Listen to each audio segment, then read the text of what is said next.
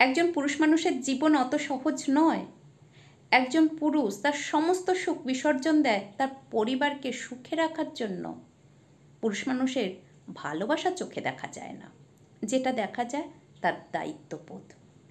একজন মানুষ রোজ খেয়াল করে আপনার খোঁজ খবর নেয়, আপনার শরীর ঠিক আছে কিনা, আপনি ঠিক মতো খেয়েছেন কিনা, সেই মানুষটার হৃদয় জুড়ে আপনি অবস্থান করেন। হয়তো অনেক মেয়েই বলবে, বিয়ের আগে তুমি আমার সাথে এইভাবে কথা বলতে, বিয়ের পর কেন এইভাবে কথা বলো? বলবে কি করে বলুন তো? বিয়ের আগে সে ছিল আপনার প্রেমিক, আর বিয়ের পর সে একজন দায়িত্ববান পুরুষ। আর বাচ্চা কাচ্চা থাকলে তাহলে তো অন্য কথা। আমরা ফেসবুক খুললেই অনেক রকম ছবি দেখতে পাই, আর পাশে যদি হাজব্যান্ড থাকে তাহলে তাকে দেখিয়ে বলি, দেখো দেখো, দেখে কিছু শেখো। কি ঠিক বললাম তো? আপনারাই বলবেন। আচ্ছা, এত দেখা দেখি, এত বাছাবাছি কেন? আপনি পছন্দ করেই তো তাকে বিয়ে করেছেন। দেখবেন, আপনাকে নিয়ে বাজারে গেলে আপনার পছন্দের জিনিসটা আগে সে কিনে দেবে, আর তাকে যদি কিনতে বলা হয় সে বলবে, না না, আমার অনেক আছে, এতেই আমার চলে যাবে। আসলে সে জানে এই মাসের সংসারটা কিভাবে চালাতে হবে।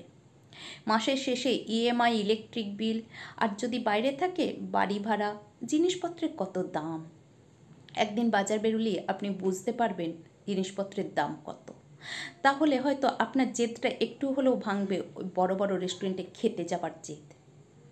আমরা মধ্যবিত্ত পরিবারের অনেকেই আছি, কেএফসিতে খাবো, একটু শপিং করব। আসলে এত চাহিদা এই ফেসবুকের জন্য। ফেসবুক না থাকলে হয়তো আমাদের এত চাহিদা হতো না। যাই হোক, আসল কথা আসি। একজন পুরুষ ইনকাম করে তার পরিবারকে সুখে রাখার জন্য, নিজের জন্য নয়। নিজে যদি সুখে থাকতো তাহলে রোদ ঝড় বৃষ্টিকে উপেক্ষা করে কাজে বেরোতো না। খাকা রোদে, এত গরমে, কত গরম গেছে বলুন তো, তাতেও তারা কাজে বেরিয়েছে। হয়তো আমরাও রান্নাঘরে রান্না করেছি, কিন্তু গরম করলে দুদণ্ড ফ্যানের তলায় বসিয়ে জিরিয়ে নিয়েছি। কিন্তু তাদের গরমে রোদে, গরমেতে, বাসে, ট্রেনে ঝুলে ঝুলে অফিস যেতে হয়েছে।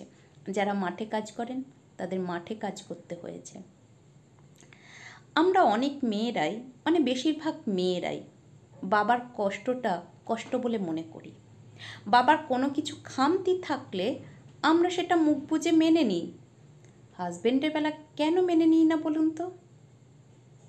অনেক কিছু কথা বলে ফেললাম, ভুল বলে থাকলে মাপ করবেন।